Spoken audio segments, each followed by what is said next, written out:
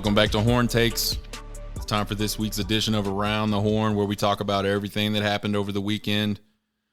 Before we do that, before we get into college football, let's jump into Texas basketball. Texas basketball had a game against Houston Christian. I believe that's formerly Houston Baptist. Thursday night. They ended up winning that game by 51 points. So not a huge test at all. The interesting thing about that game, Texas was only 47% from the charity stripe. Not good. Not good. Worse than that, they were 3 for 22 from 3. So they got a 51-point lead, which is great. I believe the defense gave up the second least points a Texas team has ever given up in a game. 31 points.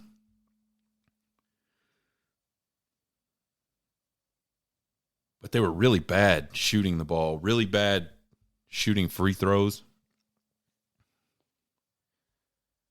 Obviously, they're a really tough team when they're running. But they get into half court, and it is just not good.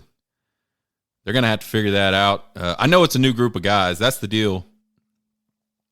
Basketball, unlike any other sport, you got new guys over and over and over again. Hard to build a lot of continuity. We're seeing a lot of turnovers from the young guys. They're going to have to grow up quick. They got Gonzaga coming in on Wednesday, I believe. Number 2 ranked Gonzaga just came off the heels of a really big comeback, second half comeback against Michigan State. I believe it was double digits. So number 2 Gonzaga will be in the house on Wednesday at the Moody Center. All right, now let's jump into a little bit of college football over the weekend. Not a super awesome college football weekend, but there were some pretty big games on the national spectrum. We talked a little bit about who was on upset alert last Friday. So the first time I've ever just said, you know what, I'm going to talk about who's on upset alert. And I had 2 games where I thought some people might be on upset alert. LSU on the road at Arkansas and Baylor at home against Kansas State. 1 for 1 here on the upset. LSU went on the road again to Fayetteville. Never an easy place to play. If you're a visiting team, you don't want to be a visiting team in Fayetteville. But they eked out a win, 13-10 against Arkansas. I thought it would be a little higher scoring than that, but I wasn't surprised with the outcome. To me, that one could have gone either way. You had LSU, again, beating Alabama.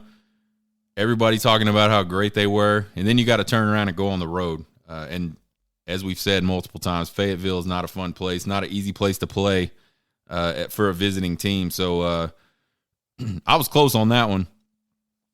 I didn't call it. I just said they need to be careful. This next one, I didn't call either, but I said they need to be careful. Baylor was favored against Kansas State. Kansas State is a very, very disciplined football team. If there's one team in the country that you can always say they're going to regroup, they're going to be disciplined, they're going to be sound, they're going to be tough, it's Kansas State. They went into Waco Saturday night and dropped a hammer on Baylor. So Kansas State's got themselves back in the driver's seat for the Big 12 championship game. They needed some help, but they got it.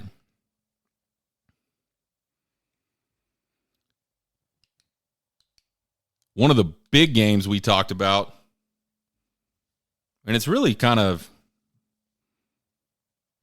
I guess, probably one of the bigger national games over the weekend, was number 9 Bama at number 11 Ole Miss.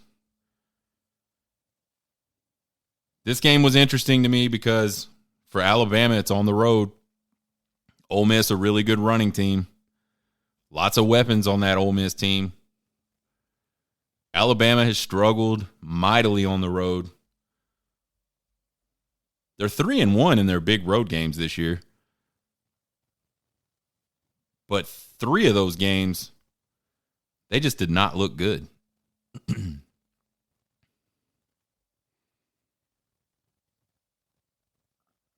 I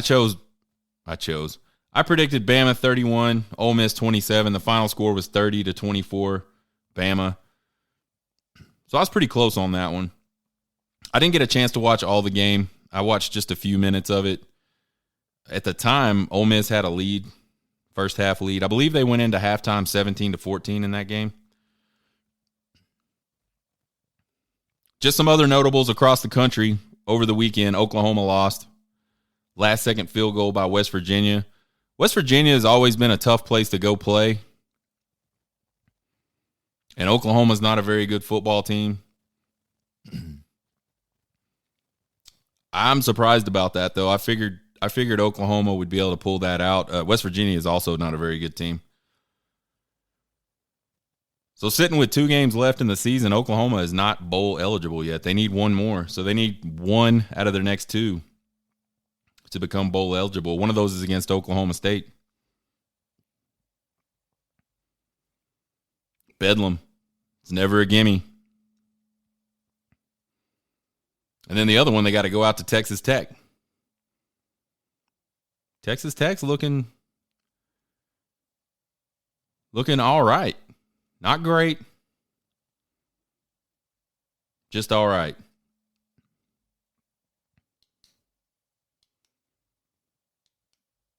Aggie loses on the road at Auburn. The battle of the bums, so to speak.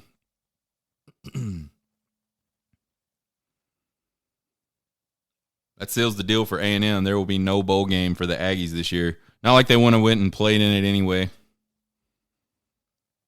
As you guys may recall, they decided last minute that they weren't going to go play their bowl game last year. Blamed it on COVID. Not buying it, Jimbo. Nobody's buying it, Jimbo. Oklahoma State got a close win at home against Iowa State. Stay in the hunt. They're still in the hunt for the Big 12. They need some help. They need a lot of help, but there's really 3 teams that sitting there that still have sort of a chance to be that second team. TCU's in, obviously. Congrats to TCU. They locked it up with the win over Texas on Saturday. But then you got Oklahoma State, Kansas State, and Texas that all, if they win out, they'll need some help. But they've all got a little bit of a shot. I personally feel like it's going to be Kansas State. I think they're the most consistent team. Oklahoma State, I think, is still real banged up at quarterback.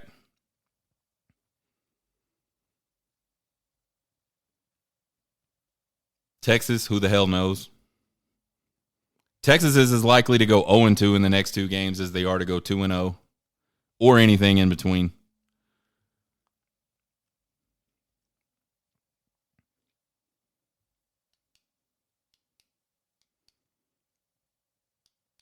Speaking of Texas, let's talk about this number 4 TCU at 18 Texas game. Really, really disappointing game for Texas fans. I'm sure it was a disappointing game for the players. It was obviously a disappointment for the program. I mean, you look at this game, the way it's set up. Texas had a chance, an opportunity for a really big Saturday night. Number 4 team in the country coming in. Lots of recruits. Sort of the recruiting momentum really picked up late in the week last week with guys who were supposed to take visits other places showing up and saying, nope, we're going to go to Austin. We're going to go watch this TCU and Texas game. Arch Manning made it into town again. He's been doing a great job recruiting for Texas. Jonte Cook, another guy that's been committed for a while and has been after lots of players. trying to get him to come to Texas. He was there. Anthony Hill, the number one linebacker in the country, which at the beginning of this season, I would have said linebacker was a weakness for Texas. Over the course of the season, and especially now, it's one of the strengths. I think the front seven for Texas defensively is really, really strong. The starters, absolutely no depth. No quality depth at linebacker. Now, there's quality depth on the D-line, especially in the interior. But the linebacking core is Overshown and Ford.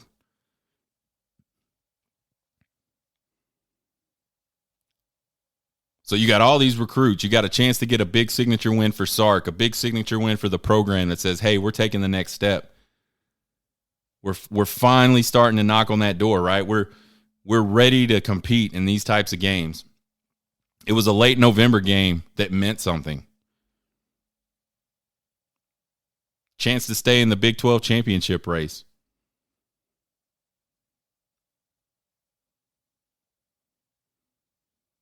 The crowd at the game was absolutely insane. I was at the Alabama game earlier this year. I've been at games where Texas was playing highly ranked opponents at DKR. I'm not sure that Saturday night wasn't the loudest DKR has ever been. The crowd was ready. The crowd brought their A game. So all of these things are shaping up for it to be just a phenomenal night for Texas. Then the defense goes out there and finally gives a championship-type performance. I mean, they played their asses off. By the way, if you're listening in front of your kids or you don't like to hear cuss words, there's probably about to be some cuss words. So I apologize for that, but I'll also warn you, don't listen if you don't like them. If you do like them, but your kids are around, go ahead and pause. You can listen to it some other time.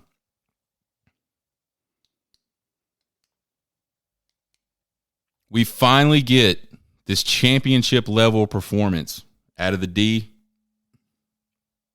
and the offense completely shits down its leg.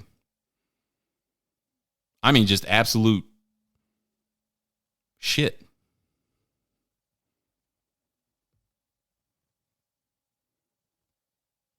If someone came up to you and told you this before the TCU game, Texas fan, college football fan,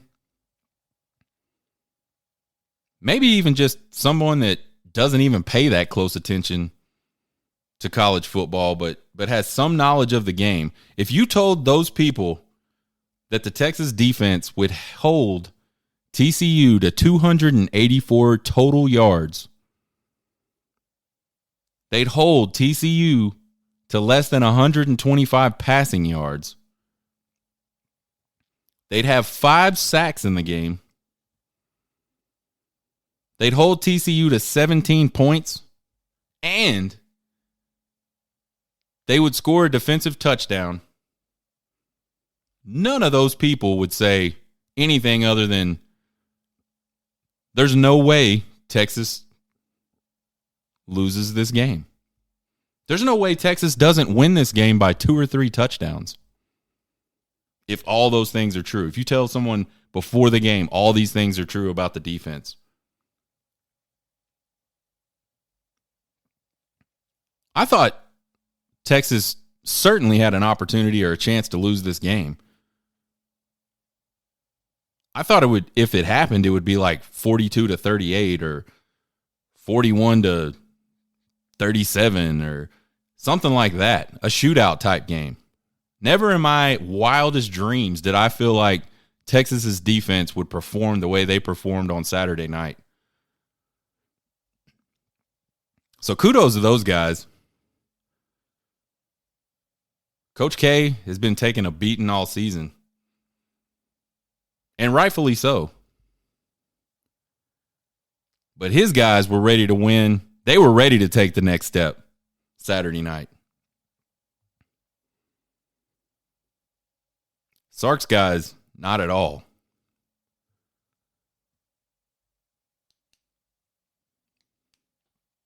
Quinn Ewers. I'm not going to bash Quinn Ewers. That's not what I'm about. These guys, I call them kids a lot. I still think they are kids, even though they're adults technically. I remember when I was 18, 19, even on up to 22. The mindset's different. You're still a kid. You're just a grown kid now. So I'm not going to do that to Quinn, but I think there's some fair things to talk about with regards to Quinn's performance on Saturday night. It was the absolute worst game he's had. He completed a pass to TCU before he completed a pass to a Texas wide receiver. He was really, really inaccurate with his passes all night long, especially early in the game. There was a couple of opportunities on 3rd and longs early in this game to not only convert, but maybe on one of them get a huge play. I believe it was 3rd and 9. I remember elbowing the guy next to me and saying, look at the middle of the field. It's wide open. The safeties are pulled up. They're up tight. They're 8 yards off the ball. One of the only times that Sark really spread everybody out in that game. And JT Sanders is running free down the middle of the field.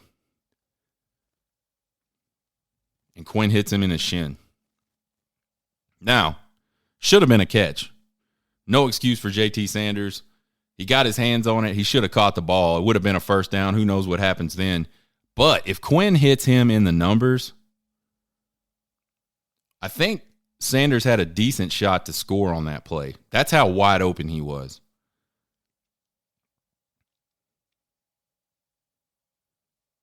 Certainly takes the ball past midfield on that play if we can get him the ball in the numbers. Another play, 3rd and long. Xavier Worthy runs a little square in. Ewers just sails it. Worthy elevates. He gets 2 hands on. He should have caught the ball. He would tell you, I should have caught the ball.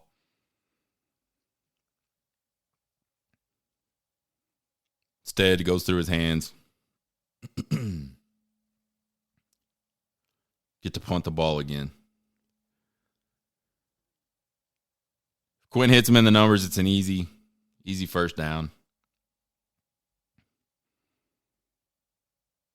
But you know what? Thinking about the game, who knows if X even catches the ball. He dropped a couple of passes in this game. He's been struggling with that all season.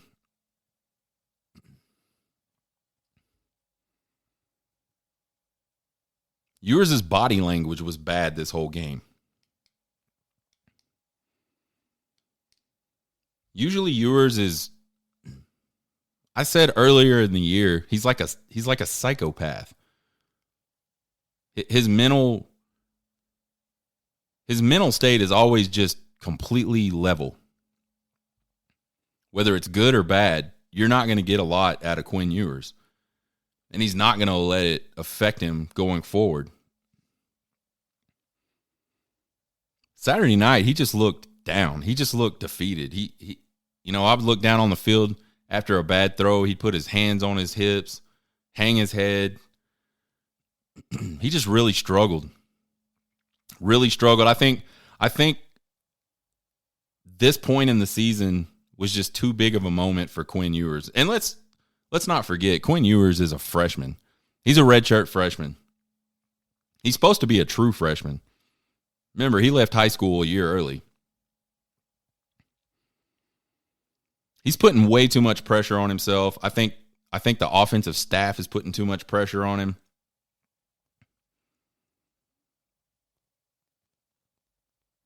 He's not seeing the field very well right now. Huge miss in that game. Was late in the game, inside the red zone. Bijan Robinson takes off into the flat and up the side of the field. on a little wheel route. He is wide open. He was covered for a split second. And I've got to think that Ewers saw that. But I don't understand why he didn't anticipate him being open. Because if you're even, you're leaving, right? Anybody that's played quarterback or been around football very much has heard that phrase before. If you're even, you're leaving. You got to anticipate that. If your wide receiver or your target is even with the defensive back, he's open. Throw him the ball. Instead, he checks down. He hits Sanders. Picks up a decent gain. Wasn't a failure of a play, but it's not the type of play that you have to win games like that.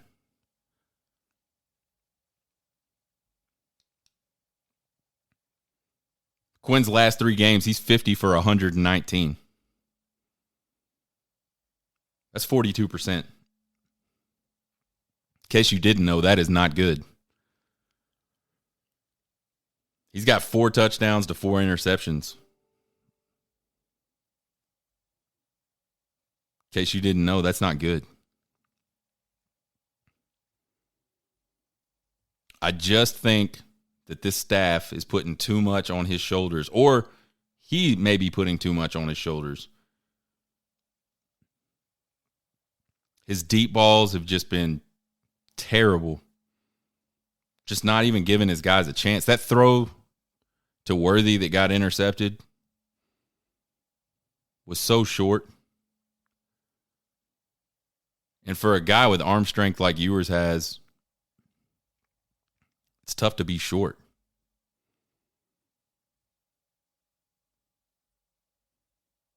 He just didn't have it Saturday night. And he just hasn't had it really since the OU game. I don't know what that's about, but I hope they figure it out. Because I'm rooting for Ewers. I'm not trying to stir up any kind of quarterback controversy whatsoever. I think if you look at the talent, Ewers is the guy that's on campus right now.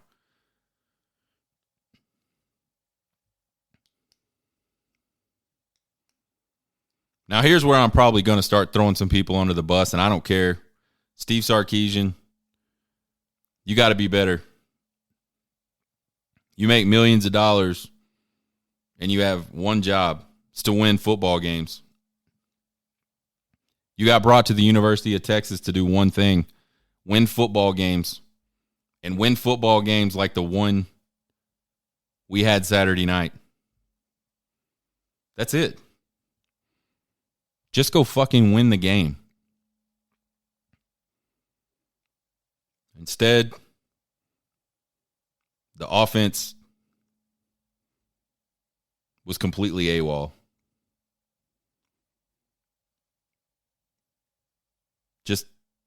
Just bad. And some of that's on the players. They dropped some balls. No doubt. Quinn delivered some passes in that game that should have been caught, and they didn't get caught.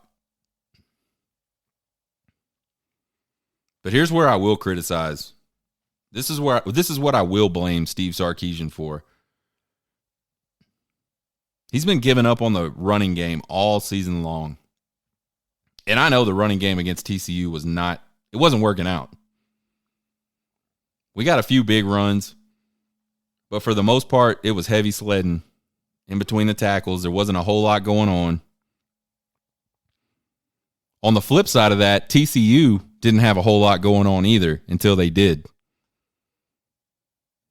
They stuck with it. They did what you do to win a game like that. What's the rush? Your defense is pitching a shutout. Your defense is playing the best they've ever played since you've been there. What's the rush? You have to think that with Roschon Johnson and Bijan Robinson, who, by the way, only got 17 carries combined in that game, which is fucking criminal. Those two dudes are going to play football on Sunday. And I've said it before, and I'll say it again. I think Roschon is going to be better on Sundays than Bijan Robinson. So there's a horn take for you. Regardless, two guys that are going to play football on Sundays, you gave them the ball 17 times.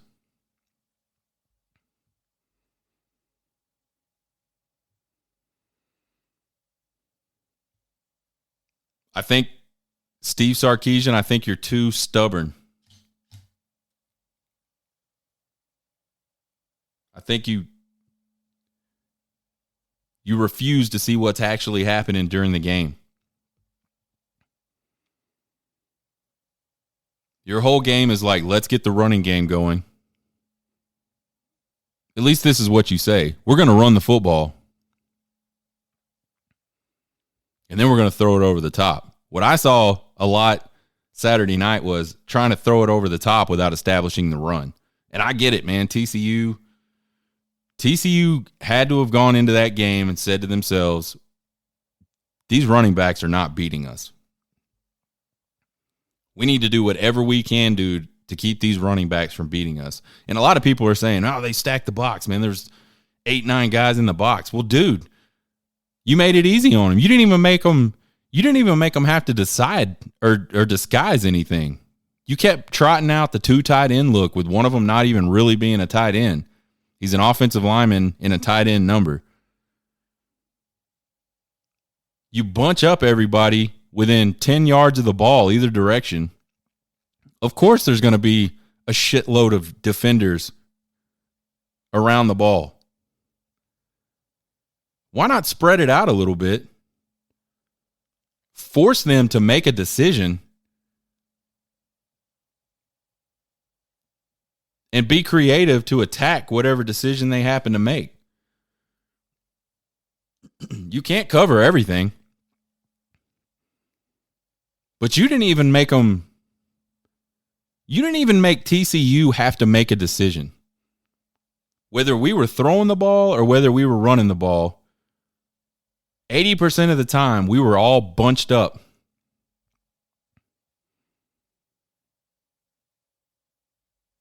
I keep hearing about, Steve Sarkisian's an amazing offensive mind and he's a whiz with quarterbacks. I keep hearing all this stuff. And in some games, it's there.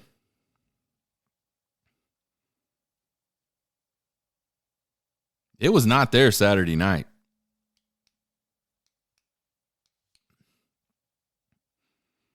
What happened to the offensive schemes that we saw against Oklahoma? What happened to all that motion from the outside to the inside, then back out to the outside? There was a point in that Oklahoma game where they ran the same look 3 plays in a row, the exact same formation, the exact same motion with Keelan Robinson. And they ran 3 different plays out of it. 1 run, 2 passes. In 3 plays, they covered about 40 yards and threw a touchdown pass. Like it wasn't shit. What happened to all that?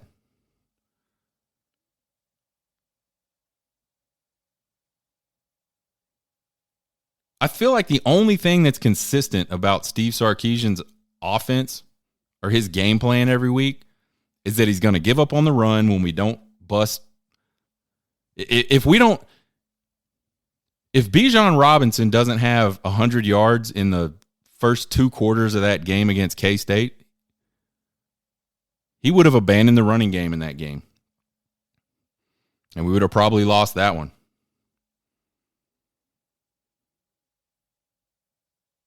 So we're going to give up on the run, and we're going to throw the ball down the field just 10 times. Just because, right? And he even said it. You have to take these deep shots. I get that. But if you don't hit on a deep shot ever, which we haven't done much this year, It's a wasted down.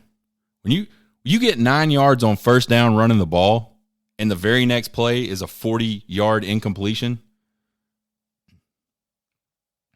now you don't make the defense have to make a decision. They know exactly what's coming. You're going to run the ball again.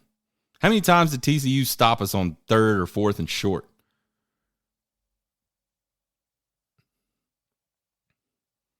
I get it, man. You want to throw the ball down the field. I love throwing the ball down the field. I mean, I think if you can connect on it, it's like a gut-busting, gut-wrenching play for the defense. It's huge. But they're not doing it. We need to figure out how we can get Quinn Ewers settled into a game, get him some confidence completing some passes and moving the chains. And then maybe in the second quarter or something, let's start throwing the ball deep.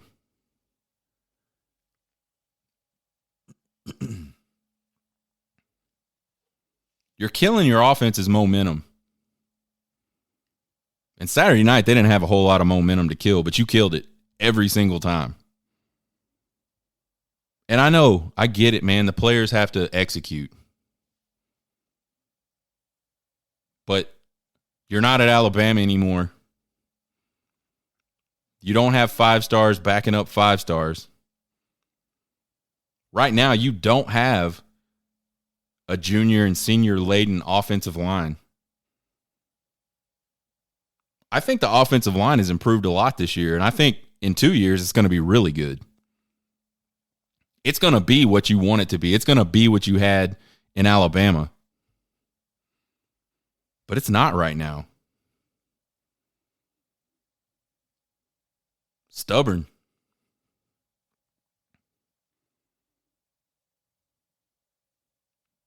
Steve Sarkisian refuses to let Card go in the game, and I don't know why.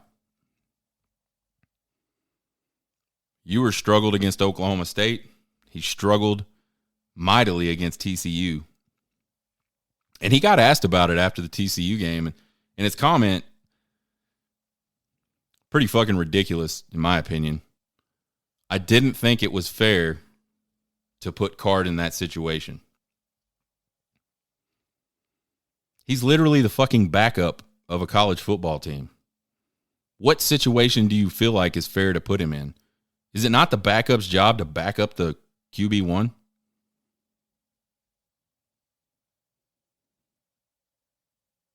What is unfair about going, Ewers, I love you, man. We're going to sit a series. Let's see if we can get a spark with Card.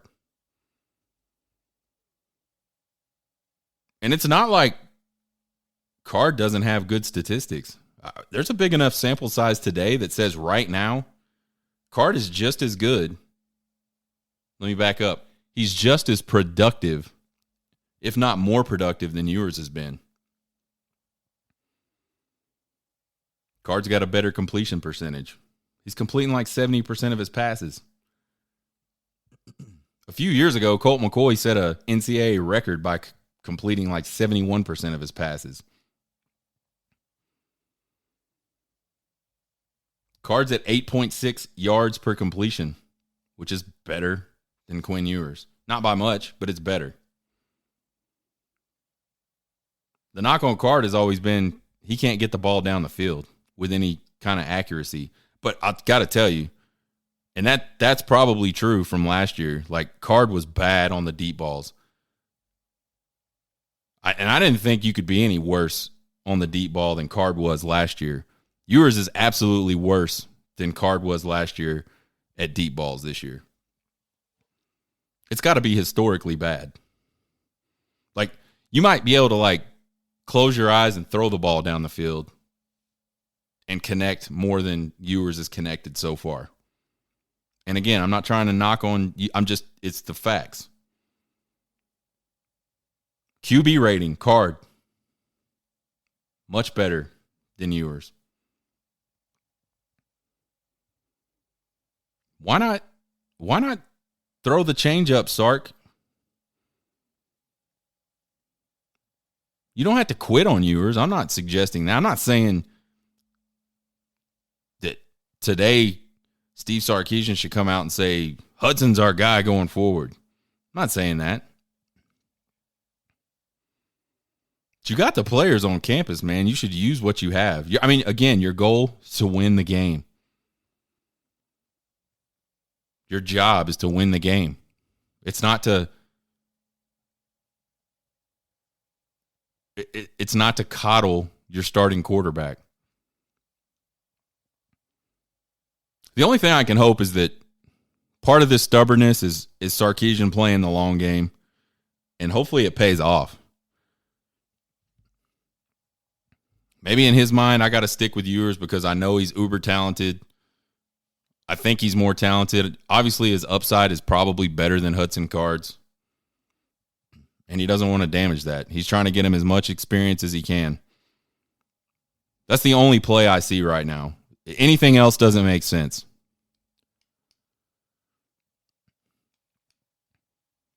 Speaking of playing quarterbacks, you know who can spin it? Malik Murphy. He's a freshman out of California. I watched him in warm-up Saturday night.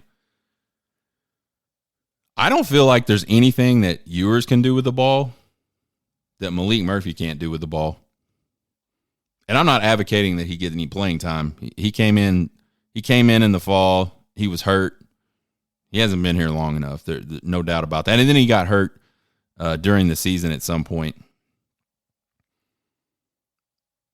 I think Malik Murphy is going to end up being a really big get for somebody because I don't think he's going to stay at Texas that long.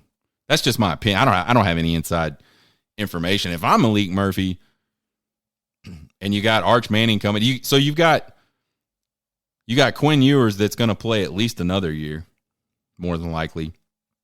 Then you got Arch Manning coming in.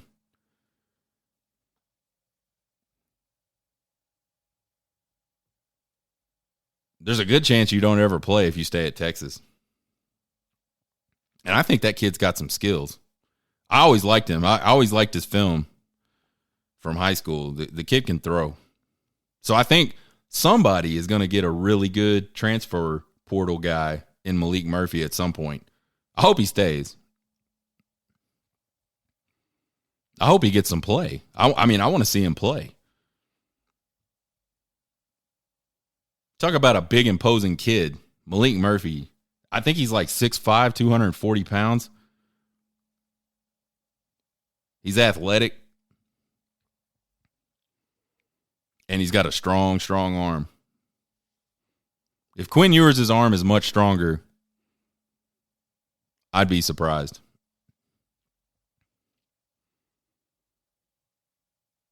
So, yeah, Sark, he's too stubborn.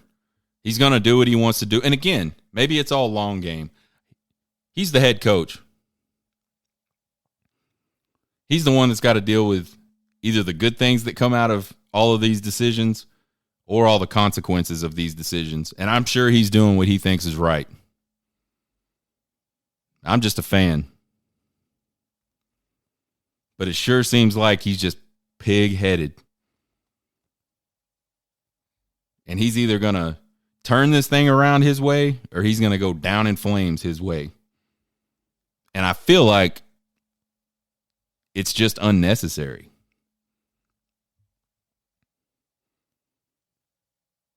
There's more than one way to skin a cat, they say.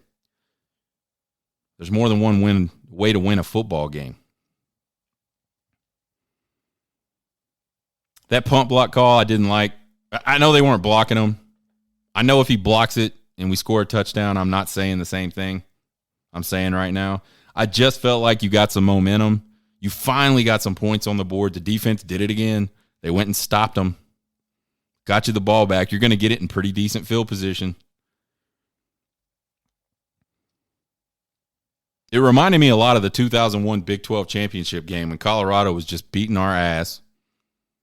We finally picked away long enough. Got ourselves in a good position. Defense gets a stop, and we go for the all-out block. We rough the freaking kicker, which, by the way, I don't know how you rough the kicker if you don't ever touch the kicker. I didn't see him. It didn't look like he hit him in the game when I was at the game, and it did not look like it at all in any of the replays I've seen. I thought that was a really weak call. And yeah, I'd be saying it if it was TCU. If it was the other way around, I'd be saying the same thing. I'm sick of refs. The freaking delay a game on the defense was fucking ridiculous. They shifted. You know what's crazy? TCU's defensive line did it the very next series. The exact same shit. No flag.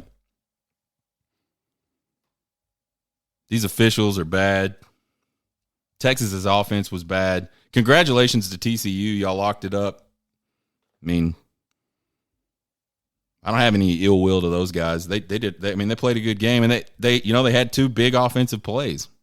Their defense played really well, and they were able to chip away. They stuck to what they wanted to stick to, and it worked for them. I felt like we abandoned what we needed to do, and the result we got is the result we got.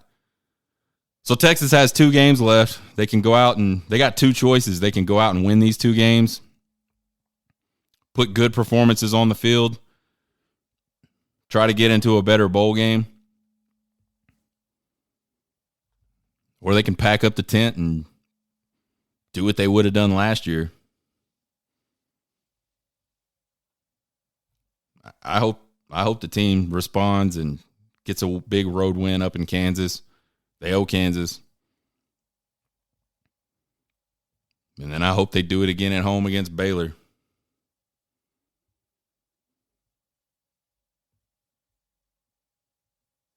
Overall, the season has been better than last year. It's just not exactly what we want.